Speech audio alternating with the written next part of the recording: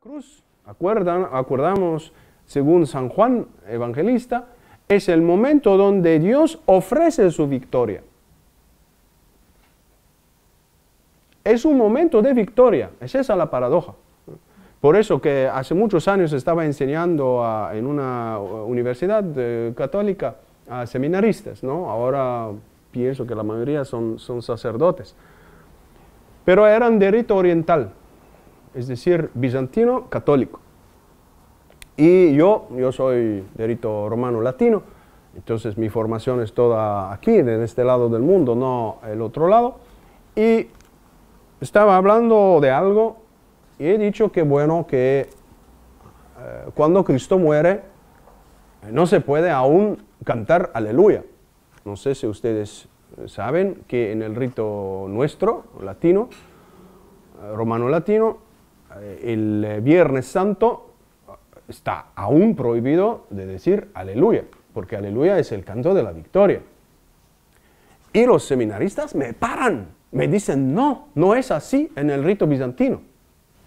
Digo, ¿por qué? Me dicen, cuando Cristo muere, nosotros cantamos aleluya. He dicho, no, eso no funciona. Para nosotros no, porque aún está muerto, no resucitó. Me contestan, y eso es muy interesante, teológicamente ellos tienen razón. Dicen, no, porque en su muerte comunicó la vida, y en su muerte es victorioso. Es la visión de San Juan, es la visión de San Juan. Por esa razón, paso de un punto a otro, pero es siempre la misma lógica, ¿no? Cuando salió el film The Passion, La Pasión, de Mel Gibson, ¿no?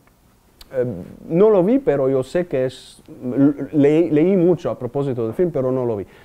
Por razones mías personales, prefiero leer el Evangelio y ya. Pero tengo mucho respeto por su trabajo y por la calidad de su trabajo y la accuracy, la precisión de su trabajo. Cuando salió el film, en aquel entonces el arzobispo de París, Jean-Marie Lustiger, hizo una observación que considero yo muy importante.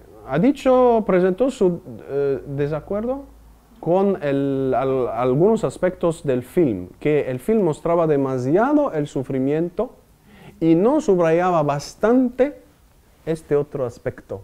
Es decir, la gloria de Dios que aparece y la paz profunda, la paradoja, ¿no?, de la pasión, que aparece en el Evangelio de San Juan. Entonces, él consideraba que el equilibrio justo no estaba. Yo no vi el film, no estoy comentando sobre el film, pero me interesa su observación. Entonces, no quiero entrar en polémicas, por favor. No me interesa, tengo mucha estima para el trabajo del film y todo el bien que nace del film. No, por favor. Los dos sacerdotes de los legionarios estuvieron durante todo el film asesorándolo desde parte de la liturgia. Sí, también. Y por eso digo, no tengo nada personalmente contra el film, pero lo que me interesa es la observación del cardenal Lustiger. Y considero su observación, a pesar de que no vi el film, entonces es un poco injusta mi actitud, su observación a nivel teológico es muy profunda, porque nos acuerda que la pasión no es toda negativa, toda de sufrimiento, toda de muerte. Contiene, la pasión es jugosa de la gloria de Dios, jugosa del amor que Jesús tiene para ti. Entonces, sufre para nosotros, nadie puede decir el contrario. Sufre en su cuerpo, lo vamos a ver, sufre en su alma, no se discute. Y se habla poco del sufrimiento del alma de Cristo, que es mucho mayor del sufrimiento del cuerpo. Pero hay que no olvidarse del tercer nivel de la cruz, y voy a hablar de eso entre poco, que es un momento de salvación, es un momento donde Dios se comunica al ser humano, donde Dios trabaja mucho más que cualquier otro momento en la historia. Nosotros vivimos de casi menos de un día. Nosotros, cristianos, nuestra fe vuelve alrededor de un acontecimiento que duró menos de un día, que nosotros llamamos la salvación. No estoy excluyendo la resurrección, sí, ciertamente, pero estoy hablando de la pasión. Nuestra vida entera se revuelve, se dice, moverse, se mueve alrededor, gira, gracias, gira en torno a acontecimientos que duraron menos que un día. Pero tienen un peso, un valor, una intensidad, una comunicación de gracia extraordinarios. No solo en el pasado, pero en el presente. Vamos a ver, Dios primero, la próxima charla. Vamos a hablar de cómo los cristianos entendieron esto y cómo los cristianos empezaron a acercarse de la pasión. Y vamos a ver los diferentes aspectos de la devoción cristiana y cómo hicieron los santos para recibir este jugo. Entonces entendieron que no es solo mal, negativo, sufrimiento, pero hay también una otra dimensión. Abro otra paréntesis siempre sobre este equilibrio. No sé si ustedes conocen la obra de Joseph Haydn, compositor de música clásica, del contemporáneo de Mozart. Nació antes de él, murió después de él, murió muy mayor. Compuso una obra para, pienso, si me acuerdo bien, la iglesia de Toledo, en España. Había para el Viernes Santo una meditación sobre las últimas 7 palabras de Cristo. Las últimas 7 palabras de Cristo. Y pidieron a Joseph Haydn de componer, era en latino, dichas en latino, y después el sacerdote llegaba en la catedral y hacía un comentario, una pequeña homilía sobre cada palabra de Cristo. Y pidieron a Joseph Haydn de componer música para estas 7 palabras de Cristo. Pueden encontrarlas, se van en YouTube, ponen las 7 últimas palabras de Cristo, se la ponen en inglés, quizás tendrán más elección, no sé. Es muy interesante esa obra. Tiene 2 ediciones, una con canto y otra sin canto, pero la forma sin canto sigue las palabras latinas. Entonces, si uno conoce la forma con canto y escucha solo la forma musical, puramente musical, reconoce las palabras.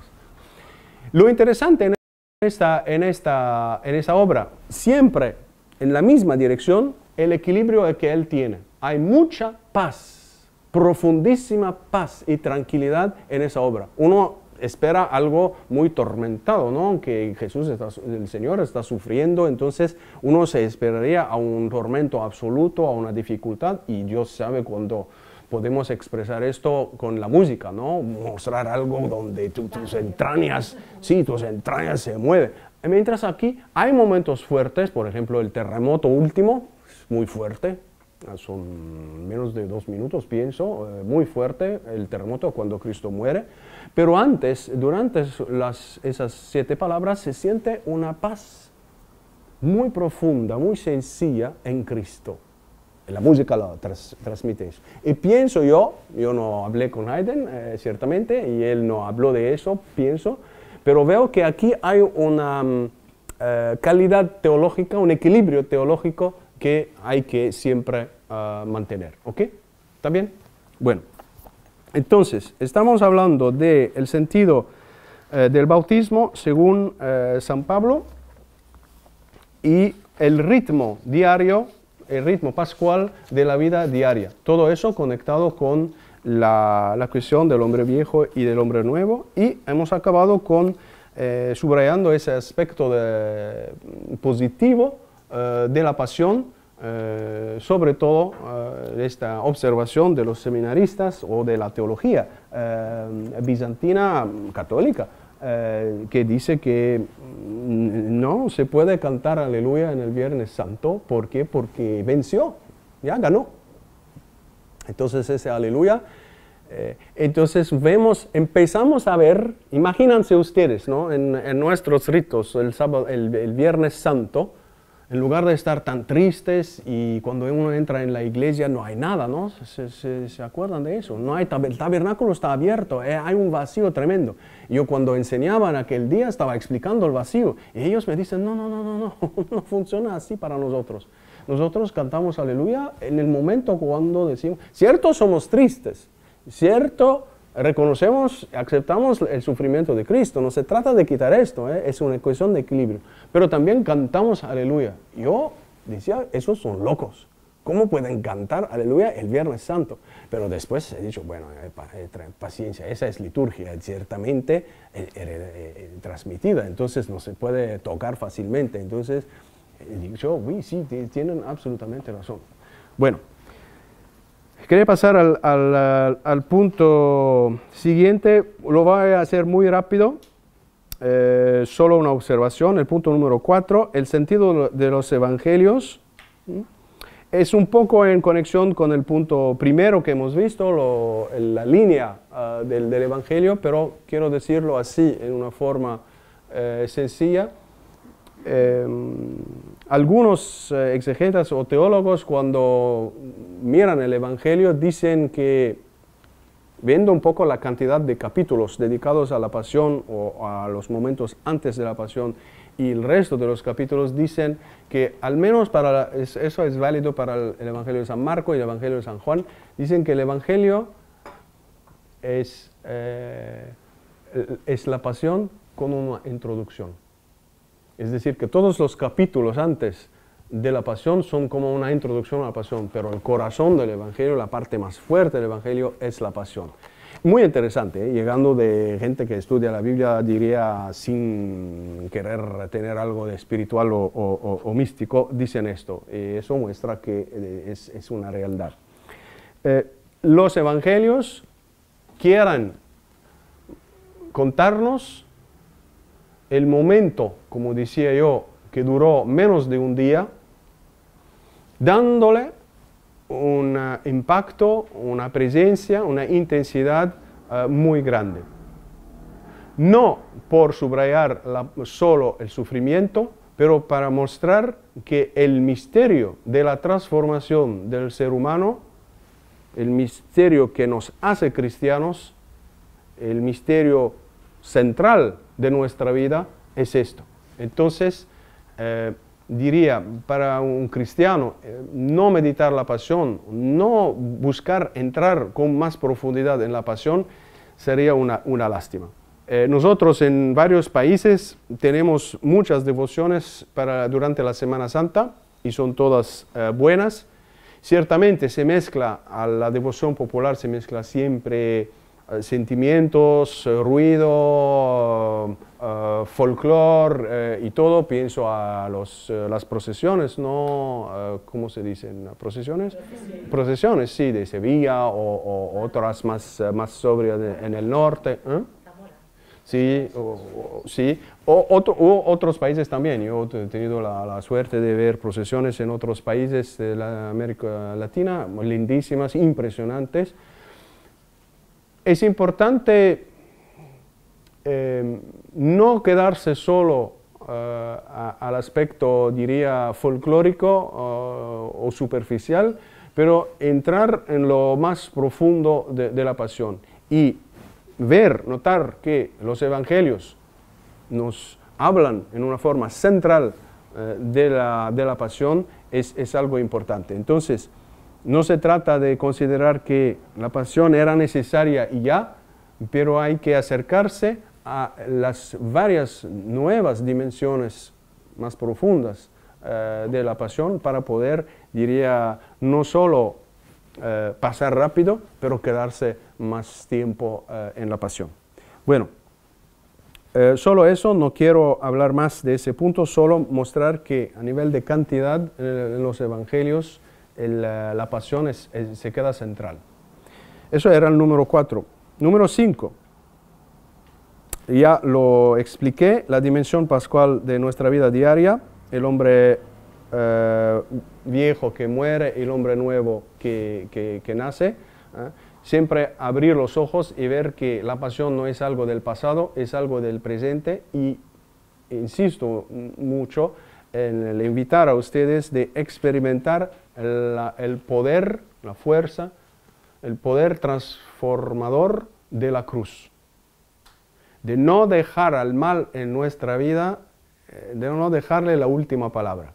De profundizar. Cuando tenemos algo negativo, doloroso, malo, oscuro, la lista de esas palabras es larga, en nuestra vida es importante decir, Dios no quiere, Jesús sobre la cruz me invita a no dejar a este aspecto la última palabra. Me invita a acercarme de su pasión para poder encontrar una respuesta. Dios sabe que, especialmente en el siglo pasado, pero sigue también el absurdo del mal que nos rodea, pero hay formas de mal que siempre han existido, como la muerte, como el mal, hacer el mal a alguien no tiene sentido, jamás tuvo sentido ni razón el mal. Entonces el misterio del mal nos rodea, muchas aquí, si no casi todas, no sé, son madres, tenemos hijos y necesitamos ayudarlos a vivir en el mundo de hoy, un mundo que también tiene mal, tiene cosas difíciles, pero para poder vencer el mal, para poder entender y diría devorar y transformar este mal, hay que tener la experiencia de Cristo sobre la cruz. Eso es fundamental y eso se hace, casi diría, en rodillas, pidiendo como un mendigo, diciendo, Señor, ayúdame con este problema, ¿no? Un problema de familia, un problema personal, un problema en el trabajo, con los vecinos, lo que sea. Problemas hay siempre. Pero por favor, no dejan el problema tener la última palabra. Y no temer a los problemas. Con Cristo, con la pasión, me acerco de la pasión, voy a tener la fuerza para mirar cara a cara el problema. Y Él, no yo, no es un trabajo intelectual, eso no es universidad, eso no es libros, eso es oración, eso es dejar a la gracia de Dios mostrarme cómo Él trabaja y por eso lo digo desde ahora, lo vamos a ver más la semana próxima, abrir la pasión, leer la pasión, meditar la pasión. Empiezas a abrir la pasión, voy a decir 2 o 3 cosas antes de dejar a ustedes para que no se queden sin nada.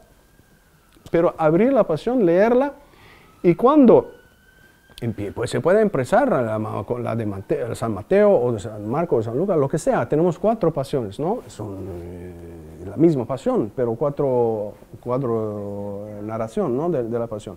Entonces, si uno lee y cuando un punto me toca, me paro. No buscar la cantidad, no buscar de acabarla. Si te quedas en la pasión por 3 meses, la misma pasión, el mismo versículo, quédate. ¿Por qué? Porque este versículo llega a ser jugoso, te habla, te nutre. Tú llegas a morar en este versículo, en la vida que está en este versículo. Entonces, hay que abrir con mucha sencillez, en espíritu de oración, con la presencia de Cristo, en soledad, abrir y leer. Y cuando llego a un punto donde siento que aquí el Señor me toca, me paro. Me paro, es decir, repito ese versículo, lo leo, lo releo. ¿Por qué? Porque ese versículo llega a ser como el sacramento del amor de Cristo, el sacramento del mensaje de Cristo. Es decir, la medida que Cristo utiliza para hablar a mi corazón. Por favor, tenemos que experimentar lo que Cristo ha hecho por cada uno de nosotros. El bautismo es el pasado, pero hacer esto es dejar al bautismo de vivir otra vez, de darnos toda su fuerza, comunicarnos todo su jugo. Dios es lleno de jugo y quedarnos lejos de Dios, no acercarnos de la fuente de ese jugo, perdemos mucho. La vida llega a ser seca y dura y difícil y triste. La vida no es triste, incluido en la pasión, como nos muestra la visión equilibrada de la pasión. ¿Okay? Bueno, entonces, uno lee y cuando encuentra un punto que donde Dios me habla, me paro. Hasta que para de decirme algo. Y después sigo tranquilamente. No se trata de ir rápido, no se trata de acabar todo de una vez. Leí toda la Pasión hoy, qué fantástico. No, puedes leerla ni un año acabarla, si quieres. Si Dios te habla a cada paso, ¿por qué no? Pero la ventaja es de acercarnos de Cristo y ofrecer la Pasión como medida, como canal para Él, así Él puede comunicarse a mí. ¿Ok?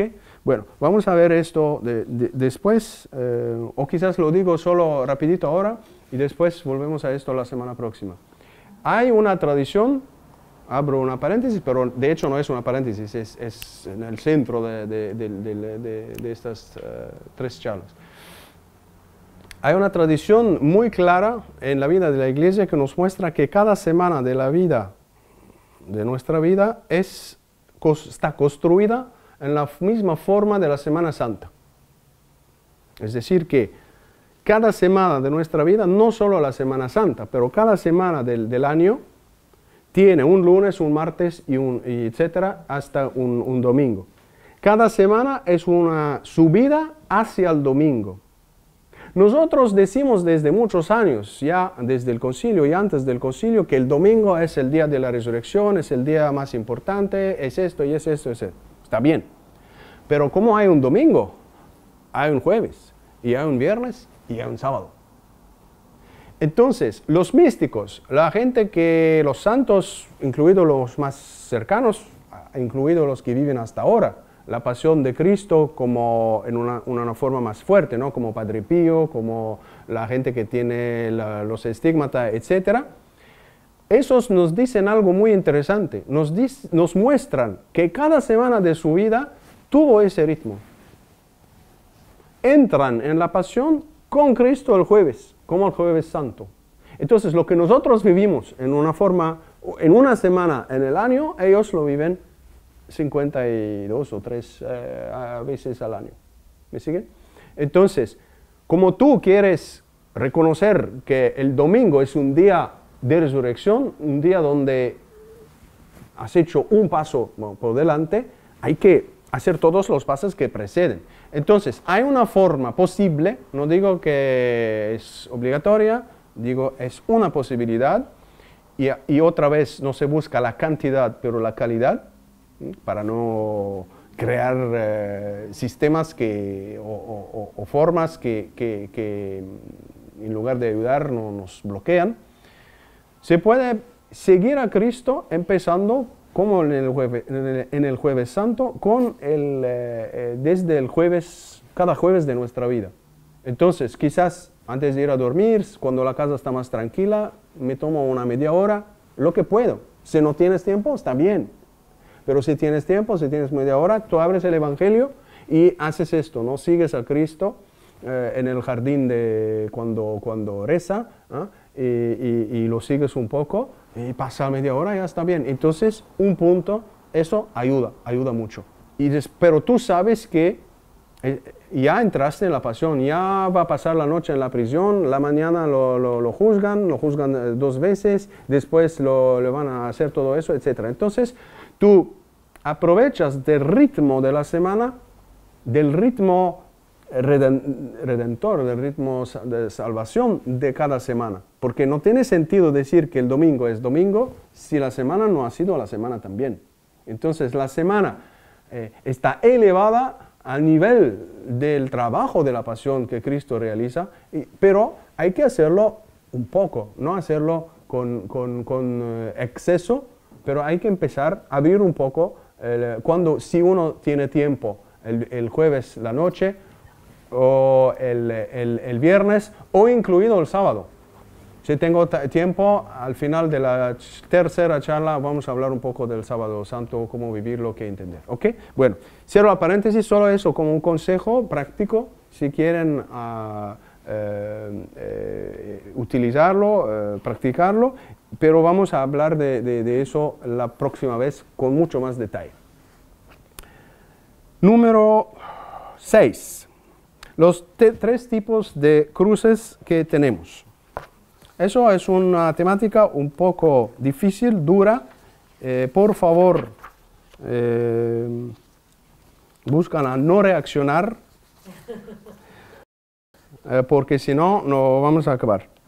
Lo que voy a decir puede ser duro, puede ser inaceptable por algunos, pero voy a explicarlo para que sea recibido y aceptado, porque no tiene sentido.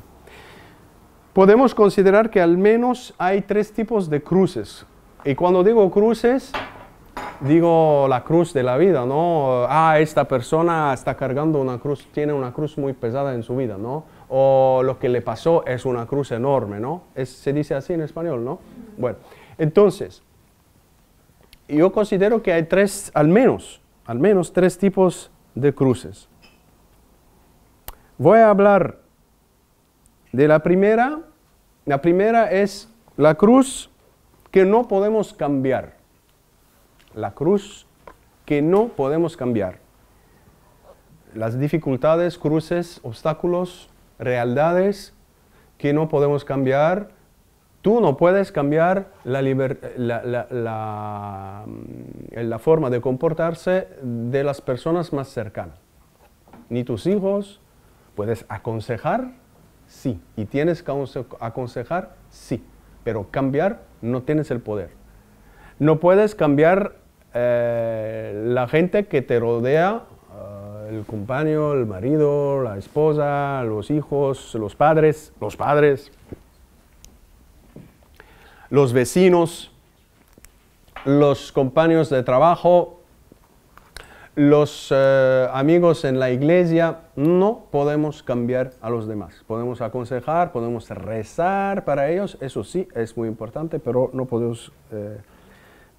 Entonces, es importante caer en la cuenta que no podemos cambiar la realidad. Entonces, hay que aprender a vivir con la realidad y aprender a buscar nuestra felicidad dentro de la situación dolorosa, del obstáculo, la cruz.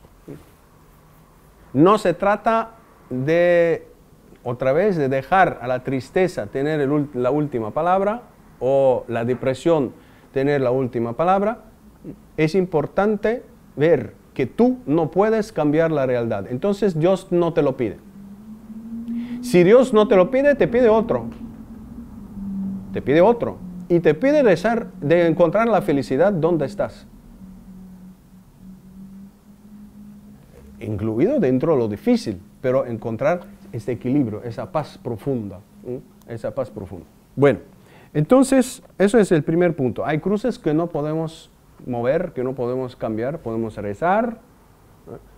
Si mi esposo o mi esposa están así, no puedo cambiarlos. Puedo rezar, puedo sí esperar que cambiarán, pero tengo que aceptar y encontrar una puerta de salida, una felicidad. No una salida del matrimonio, pero una salida de la tristeza o del bloqueo. Tú te sientes bloqueada, hay que no dejar esto pasar, porque no es tu culpa. No es tu culpa, no depende de ti. Dios no te lo pide. Dios no te pide de cambiar tu esposo o tu marido o tus hijos. Y entonces, no es tu culpa. Entonces significa que tienes otro que hacer. Y lo vamos a ver en el segundo punto. Segundo punto, podríamos volver otra vez sobre ese punto. Segundo punto el segundo tipo de cruces, son las cruces que engendran transformación. Son cruces para ti. Son obstáculos para ti. Pero me gustaría explicar el cuadro del contexto de esas cruces. El contexto es el contexto de ser cristiano, soy cristiano, y no solo eso, soy llamado a seguir a Cristo. Con lo que puedo hacer hoy, pero somos todos llamados a seguir a Cristo. Como dice, cárgate de tu cruz y sígueme. Es un contexto donde Él me llamó el primero y Él me amó y me llamó. me amó primero y me llamó. Entonces es Él que tiene la iniciativa y yo contesto, yo sigo a Cristo. Yo no soy yo que inventó, la persona que inventó todo. No, es Él que llega primero.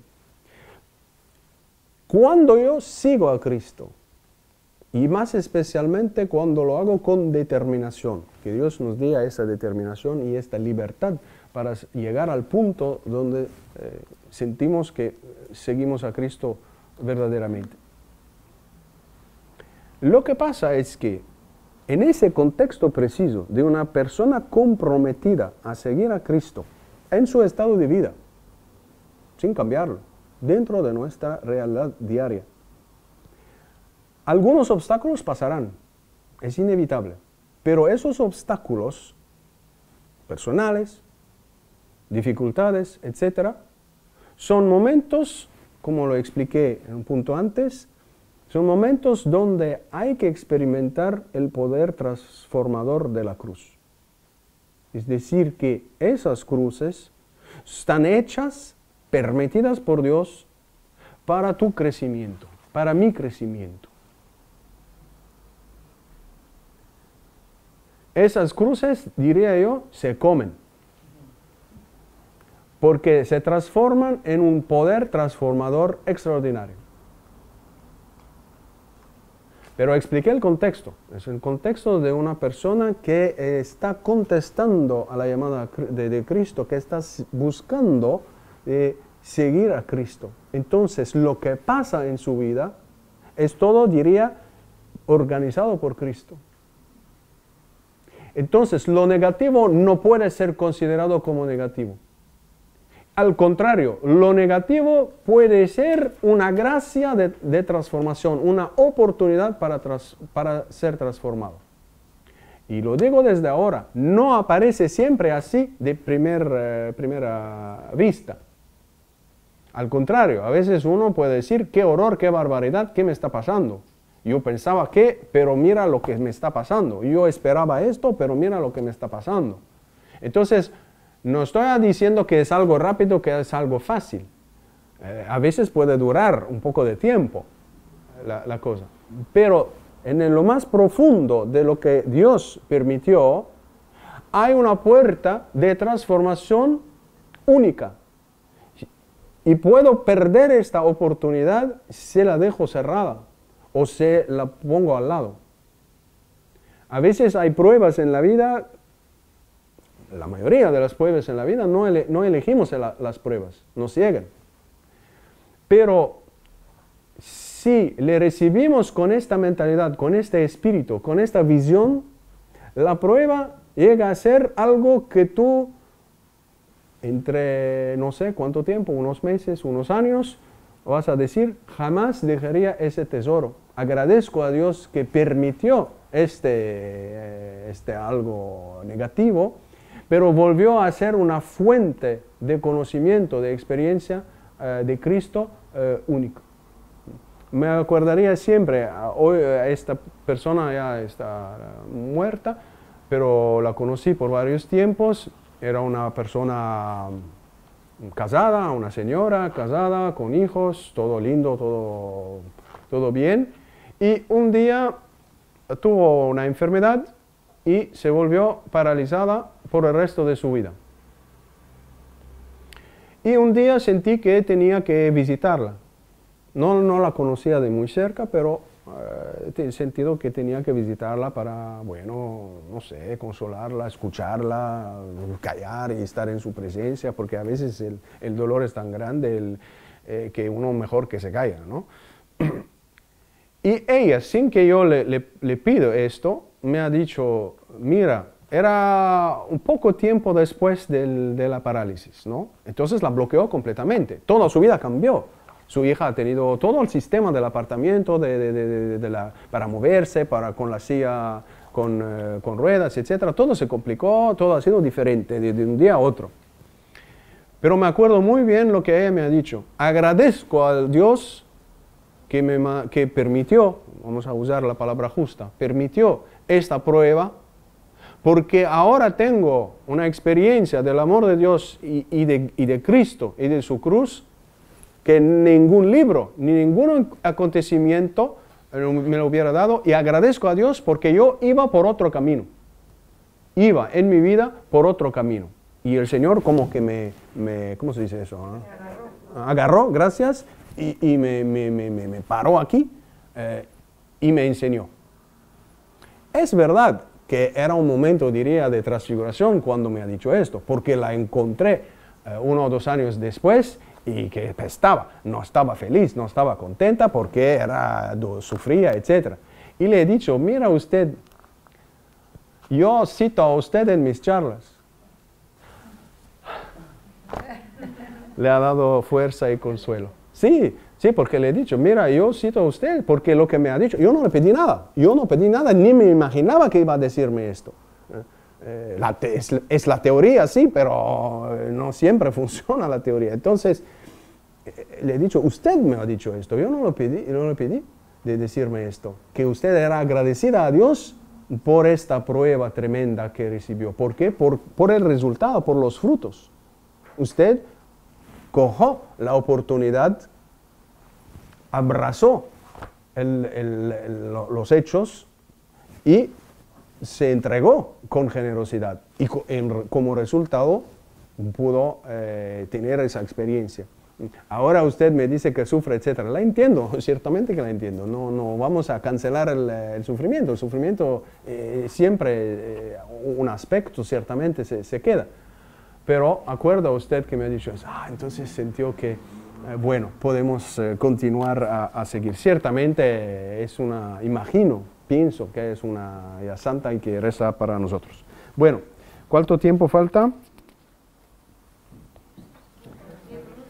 10 minutos. Bueno, el tercer tipo de cruces es, y voy a choquear a ustedes un poco, y es el tema un poco difícil, pero lo voy a explicar, entonces por favor no reaccionen rápido, esperan un poco el final de la explicación. No, porque la palabra es dura, son cruces inútiles, son cruces que se pueden evitar, son cruces que teniendo otro camino desaparecerían inmediatamente.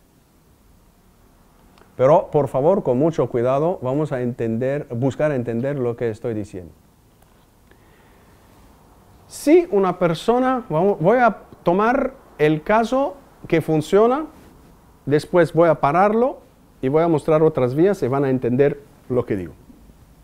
Tenemos una persona comprometida, entonces, el caso número 2 de cruces, es decir, que el Señor permite que algunos obstáculos, dificultades, lo que sea, le pasan, pero todo está, como decía yo, como devorado por esta dinámica de la experiencia del poder transformante de la cruz.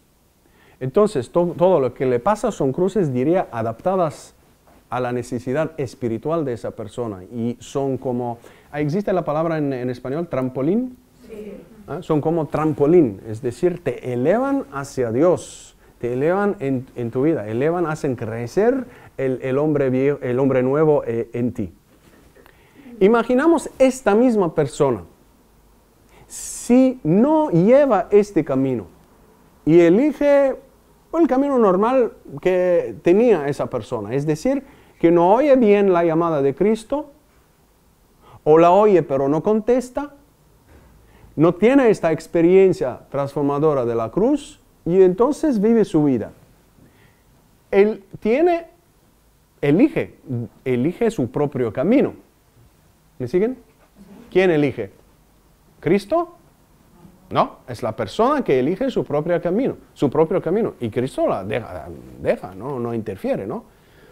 Pero si yo elijo de hacer algunas cosas, ciertamente Dios respeta mi libertad, eso no se discute.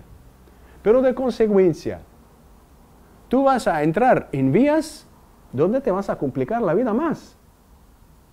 Esas complicaciones tú le vas a llamar una cruz.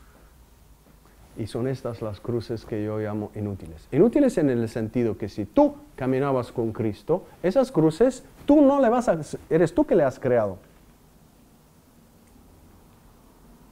Eres tú que por tus elecciones abriste vías, abriste circunstancias que llevaron complicaciones. Pero Dios tiene que respetar la elección del ser humano. Pero no puede siempre parar las consecuencias de nuestros actos. ¿Me siguen? En un futuro sí, puede, si uno elige otra vez de caminar con el Señor, esto será vivido en una forma diferente. Pero si yo me alejo de Cristo, yo me creo mi vía, yo me complico la vida, y entonces dificultades, voy a creer dificultades. A veces le llamamos cruces, pero según yo, hay que poner dos comillas, entre comillas, ¿no? Es decir, cruces son complicaciones. Tú le llamas cruces, pero si tú te comprometes con más seriedad con Cristo, tú vas a ver que algunas cruces desaparecen y las que se quedan, tú le estás comiendo. Es decir, que la cruz, el poder transformador de la cruz, te permite de crecer. Entonces, es decir, me escuchan un poco aquí con más atención, el compromiso determinado de la persona, la determinación que puso en su compromiso, diría yo que quitó todo lo inútil y dejó solo lo que le va a poder ayudar a crecer. ¿Me siguen? Sí. Bueno, es verdad que yo abro con este tercer caso de cruces un mundo, una caja de Pandora, ¿se dice? ¿No? Sí. Pandora Box, que es difícil cerrar, pero si permiten, expongo el último punto y después, si tenemos tiempo, hablamos. Entonces, me perdonan si voy a pasar rápido sobre ese punto. Entonces, eran estas los tres tipos de cruces, y acabo ahora con el número 7, que son las 3 profundidades de la misma cruz, o de Cristo, sufriendo. Algunas de ustedes oyeron hablar de eso antes, pero tengo que decirlo porque es fundamental. Cuando contemplamos a Cristo, es siempre lo que hemos visto antes, pero muy centrado sobre ahora el Cristo crucificado. Si contemplamos a Cristo crucificado, imagino que tenemos todos más o menos una cruz a casa, o en la mano, o dentro. Si contemplamos a Cristo crucificado, ¿qué vemos? Lo primero que vemos es el sufrimiento de su cuerpo. No se discute, Cristo sufrió de una forma atroz en su cuerpo. Y bajo ese aspecto, el film de Mel Gibson es muy útil porque nos muestra todo históricamente cómo pasó. Y es bárbaro, es bárbaro. Y es útil también porque hay mucha gente que sufre, los presos, los torturados, etcétera, etcétera, etcétera, encuentran un consuelo cuando contemplan a Cristo, que también sufrió como ellos y puede entender a ellos. Entonces, su sufrimiento ayuda y apoya el sufrimiento del ser humano y le ofrece sentido. Sufrimiento del cuerpo es una realidad. Y entonces, Cristo, habiendo sufrido en su cuerpo, apoya enormemente, radicalmente, el ser humano en el sufrimiento de su cuerpo y ofrece sentido. Si no, toda la gente que sufrió en los campos de concentramiento o todas formas de prisiones, etcétera, no tendrán ningún sentido. Y eso no se puede decir como cristianos. Pero es verdad que tocamos la barbaridad humana. Tocamos con la mano lo bárbaro en nosotros. Si entramos más en lo profundo, en el crucificado, en Cristo, vamos a notar que Cristo sufre en su alma. Del sufrimiento de su alma se habla mucho menos, porque lo que golpea al ser humano primero es el sufrimiento del cuerpo. Todos sufrimos un poco, sentimos, entendemos, etc. Entonces hay como una compasión, una empatía natural, instintiva en el ser humano cuando el creyente. cuando contempla a Cristo sufriendo en su cuerpo. Pero hablar de sufrimiento del alma es menos... Pero podemos hablar de eso. La oscuridad que podemos tener dentro de nosotros, la depresión, todos tipos de depresiones, es ausencia de luz, ausencia de energía, ausencia de sentido, ausencia de movimiento. Pero mucho más profundamente, ¿qué es el pecado? El pecado es un acto humano que lleva al ser humano de la luz o del poco de luz que tiene a menos luz. Entonces es un acto que mueve al ser humano hacia las tinieblas, hasta lo oscuro, hasta ser más lejos de Dios mismo. Cuando decimos que Cristo sobre la cruz es el Cordero de Dios, que antes de quitar el pecado, se carga del pecado, ¿sí o no? Entonces, ¿qué parte? ¿Del Cordero? Cuando decimos que Cristo es el Cordero de Dios, la frase de la misa, que quita el pecado del mundo. Pero antes de quitarlo, se carga del pecado del mundo. Y cargarse del pecado, para quitarlo hay que cargarlo, ¿no? Si no es algo, de afuera, de lejano. Entonces, ¿qué significa cargarse del pecado del mundo? Yo diría en una forma verdadera, pero un poquito simple, es como cargarse de la distancia con Dios. Es decir que si tú, Señor Jesús, te cargas de mí y yo soy muy lejos de Dios, te vas a cargar de mi oscuridad. Es decir, como sobre la cruz a Cristo, sus brazos son, ¿cómo se dice? En inglés. Estirados. Y eso provoca dolor. Podemos decir que su alma también está estirada. Porque por un lado es Dios. Por un lado es santo. Él, en su naturaleza humana, es santo, es puro, es luminoso. Y es Dios también. Por el otro lado, se está cargado de mí, me está cargando, está como embebido, como una esponja, toda embebida de agua, pero de agua sucia. Mi ser. No solo mis pecados, mi ser y mis pecados. Entonces, Cristo por un lado me ama, por amor se une a mí, y por el otro lado es Dios. Entonces, ¿qué pasa? Está, ¿cómo? ¿La palabra? Estirado. Entonces, su alma vive desgarro horrible.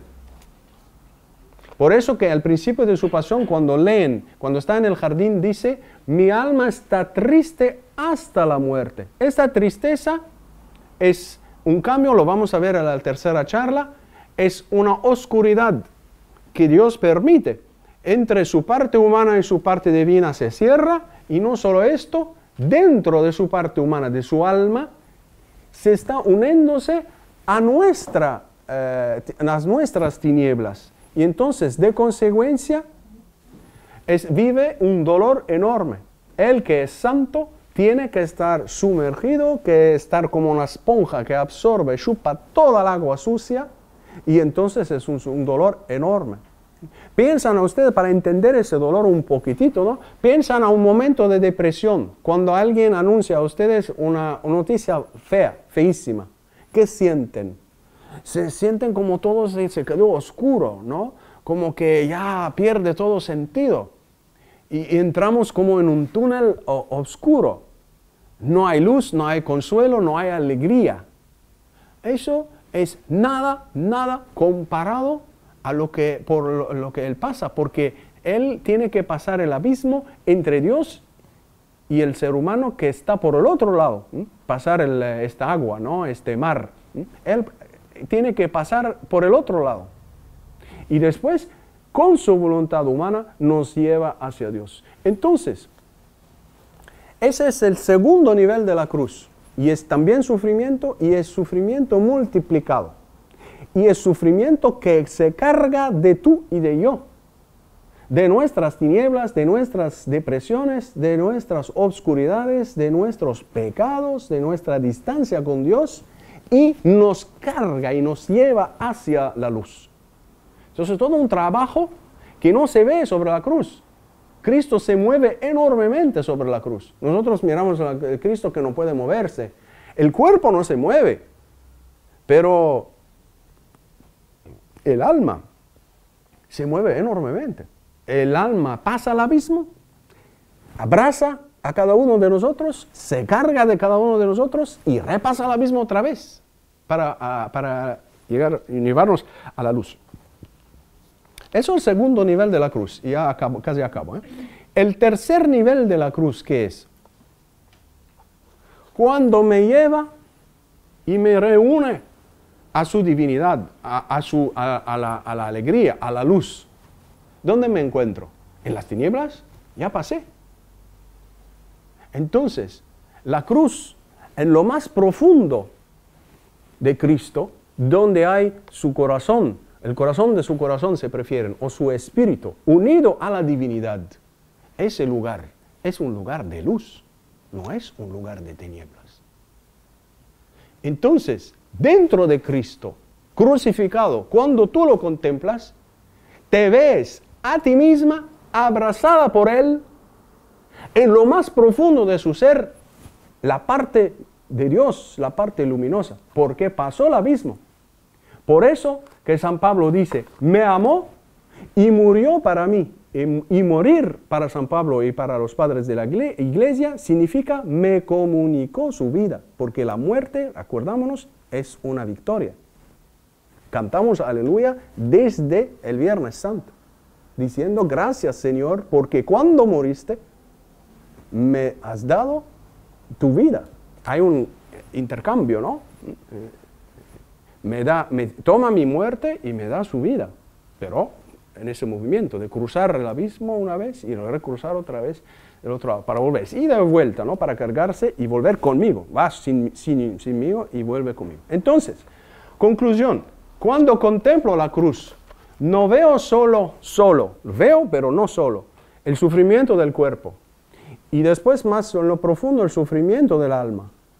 Pero es muy importante que el Espíritu de Dios, por intercesión de María, nos ayude a entrar en lo más profundo de la cruz. ¿Y qué vamos a encontrar? Vamos a encontrar la divinidad de Cristo, la alegría, la paz de cumplir la voluntad de Dios y de ser salvados. Entonces, la cruz te ofrece no solo todos los sufrimientos del mundo, pero te ofrece también ese momento de abrazo con Cristo. Por eso que los místicos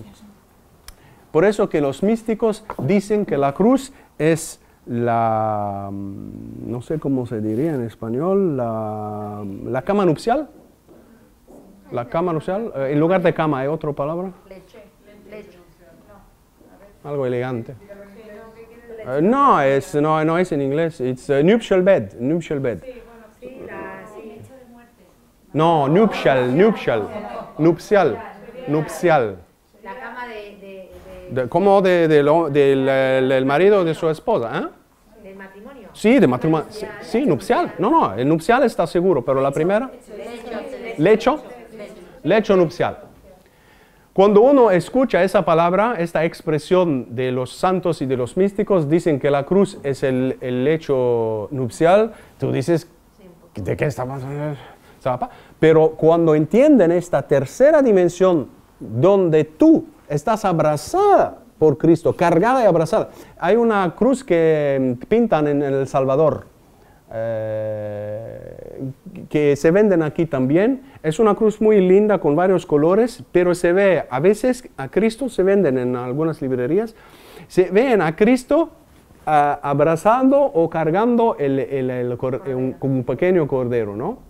El cordero es cada uno de nosotros. Entonces es muy lindo de ver cómo sobre la cruz no es solo esa forma, es decir, los brazos abiertos, sufrimiento, los dos niveles de sufrimiento, pero también es un momento de unión, un momento de reunión con Dios. Entonces la cruz es verdaderamente salvación, es decir, pasar el abismo de donde estábamos, cargándonos y llevándonos hacia Dios. ¿Ok? Bueno. Vamos a parar, si permiten, decimos solo un Padre Nuestro y después nos despedimos.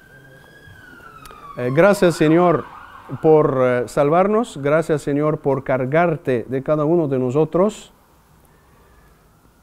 tal y cual como somos.